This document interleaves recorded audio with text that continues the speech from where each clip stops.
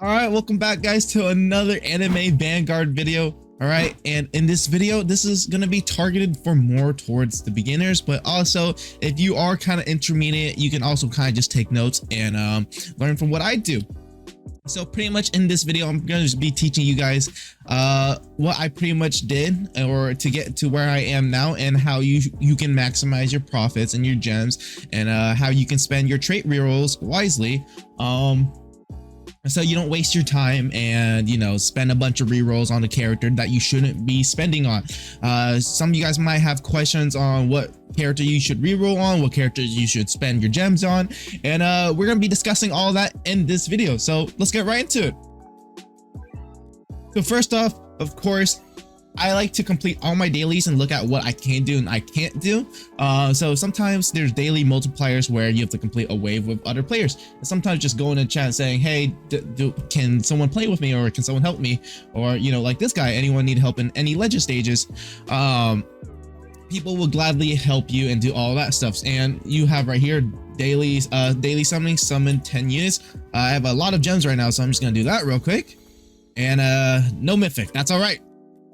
And of course, claim your gems and your quest, and that will give you battle pass and gems in the process of you leveling up and everything also. So speaking of battle pass, this is the battle pass right here. Of course, I've already maxed everything out. I am level 129. I've been playing this game since the release, and as you can see in here, you get lots of gems and lots of rerolls. All right, and of course, I'll teach you guys how to maximize your profits for free-to-play players. So if you don't buy the battle pass, of course, they still give you lots of gems and lots of rerolls too, so you don't have to worry about, you know, spending Robux to catch up to where people are. But also, you also do gotta, you know, pray to, you know, get super lucky. Unlike me, I've gone an absolute jack in this game. All right, so first off, we're going to be talking about units. This can be a lot to look at, and I know, you know, sometimes it gets a little confusing, and you don't know which units you're supposed to be using or looking for. So as a beginner on, you know, stage 1, level 1, everything too. All right, and with all the codes released out right now that hasn't expired, the characters I would recommend you using, of course, if you don't roll any of the epics or legendaries or even mythics, these are the rares I would use, of course. So let's get right into it. I would use Sasuke and Lufo as your beginners if you don't have anyone else. If you end up getting Sprint Wagon, he is a money unit, so every time you place down a unit, he will give you cash for it. So as of right now, I can demonstrate that to you guys. So I have Sprint Wagon right here. His passive earns yen equal to his displayed yen number every wave. I have Fortune on him, so it just gives him more money. I think his base revenue is 200. So with this, it gives me 50 more. So if you need more money every time to, you know, place more units down, I would go with Sprint Wagon. But for the first 3 levels, I wouldn't recommend using it because it is super easy to clear plan economic. So you can just use epics and legendaries to clear those guys if needed. So once you have like 4 slots or 5 slots, then Sprint Wagon is what I would use as your 5th or 4th unit. All right. So then we have Kakashi. He is a stun unit. He does quite a bit of damage also. He was one of the first few characters I used when I first started out, and also Killua too. So I would use those 3. And then also you have Blossom and Alligator. Blossom isn't someone you should really use until later end game, and we will discuss more about that in the future. But Alligator is also your go-to guy. So if you have 2 of these, you know, 4 of these epics that I would recommend, I would use Alligator, Killua, or Kakashi as one of your starters. And of course, if you get a legendary, the best is Roku Dark and I believe Goy and Bean. So one of these 3 legendaries will do you really well early start, but any of these guys will also work. But these are the main 3. If you guys get them, you're going to be able to easily clear levels with that too. And again, Takuroda is a farm unit, so you don't have to worry about that. He's exactly like Sprint Wagon, but he is a 1 placement instead of a 3 like Sprint Wagon, and he gives just a little bit more money. Of course, then we get to the units, the mythical units. If you get any of these mythical units as a beginner, that is amazing. Perfect.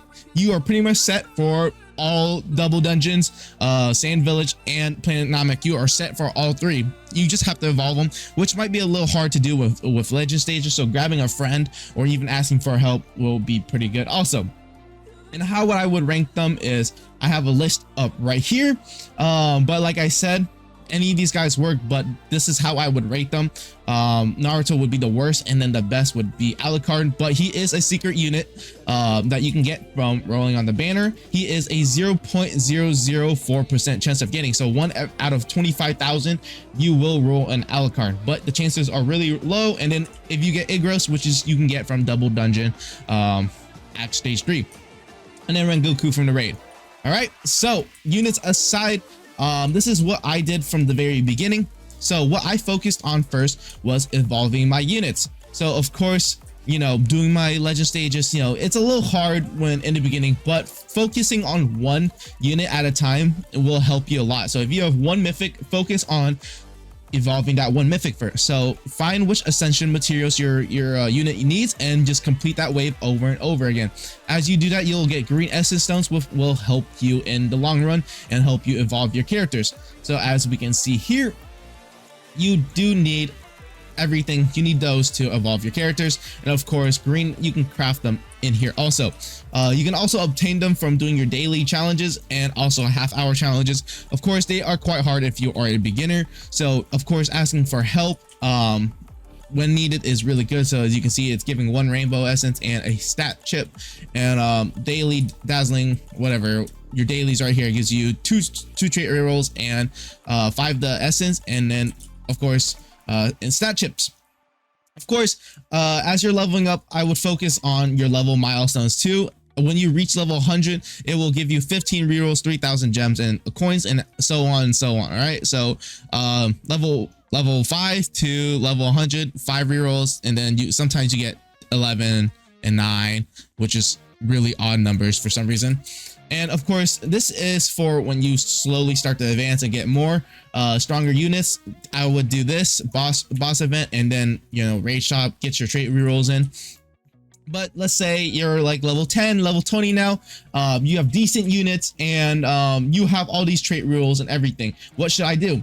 First, you should focus on getting good stats on your units. So currently I have Godly. This is the best stat you can get on any character. And then Z plus is the second, and then Z is the third. Those are the highest stats rated. And then you have S and A, of course, and so on. But I would focus on getting better stats on your units first. And by doing that, you do takedowns and just kill units over and over again until you get 100%, and then you just roll. Of course, and then let's talk about traits now. I know you guys probably have a lot of traits saved up and everything too. Let's say you guys probably have over 150 saved up. I forgot to mention, there are achievements that you guys will need to complete. So completing everything on nightmare mode will give you a lot of gems, and then I believe another 15 plus 20 gems. So let's just say 15 is the lowest, but I know it doesn't get 50. I know it gets more than that. So 1, 2, 3, 4, 5, 6. 6 on that, 6 on this, and 6 on that. So 6 times 3 is 18, plus let's say the lowest number, which it isn't 15. I know it gives more. So let's say I believe we said 18 for these 3, just normal rewards, plus let's say 15. So that's 15 plus 15 is 30, and then 30 plus 15, 45, and then plus your 18 gems that you got, not gems, trait reroll. So let's say 45 plus 18. So that's already like 60, 70 trait rerolls that you don't have to purchase, plus what you get from leveling up too. And then if you decide to even pursue boss event or raid shop, you have about 100 already saved up. And then once you start collecting all of this also, so once you start completing your Paragon, believe every Paragon you complete, I believe it's 19 rerolls. So your Sand Village Paragon, your Double Dungeon, and your Namek, they also give another 18, 19 trait rerolls. Oh, it says it right here. So yeah, 18. You get 5 from this, 5 from that, and then you get 5 from this, 2 from that actually. So take back everything I said. You don't get that much. You get 6 times 3 plus the 2 plus the 5 plus the 5, and then you get another 5 right here for completing all of this. 18 from completing that, 18 from completing that, 18 from completing that, and then 5 and then 20 from this, the boss rush. So pretty much you should end off after completing your battle pass 533. You should have more than at least 100 trait rerolls, right? And I'm gonna tell you what rerolls you guys should spend your traits on wisely, because some people don't know what they should be spending it on. Of course, if you have any of these 3 units right here, spend them on them. Alucard would be my first, Igros would be my second, Rengoku would be my third, is what you would be spending it on. Of course, Monarch is the best on these 3 right here. Also Ethereal, I believe Ethereal is one of the best traits you can get, but Monarch just helps you clear a lot easier. Okay, you're looking for, if you ever decide to roll on her, which you get from the battle pass, she is a support unit. I would get Marksman on her because she just buffs, and the more range the better. And then, of course, if you have Sung Jin Woo, he is one of the best units you can have for, you know, intermediate and advanced and beginner. He's like all 3 like friendly. So is Vegeta, Tengen, and that's really about it. And Obita. So those guys, if I would reroll on, so if you can get Blitz or even any type of mythical trait on any of those 4, that is amazing. So I would prioritize Alucard, Igros, Rengoku, and then Sung Jin Woo, Vegeta, Tengen, and then Obita. So those guys I would prioritize if you have any of those. And then if you have the other Sasuke, Naruto, Cheyenne, I wouldn't, or Akazo, I wouldn't even spin on those guys, in my opinion. So that's something I would stay away from. So I wouldn't even spend any trait rerolls on Naruto. Honestly, the character I would probably spend my trait rerolls on is Sasuke, and that's really about it. But otherwise, that's really what I've been doing up until now. So if you guys, you know, if this has helped in any way, please leave a like and subscribe. But this is just a normal guide to how you guys can advance and how to spend your time and gems wisely. And I forgot to mention, units that you should be rolling for on the banner is Sung Jin Woo, Vegeta, and let's see. So also I forgot to mention, units that you should be rolling for is, of course, Alucard.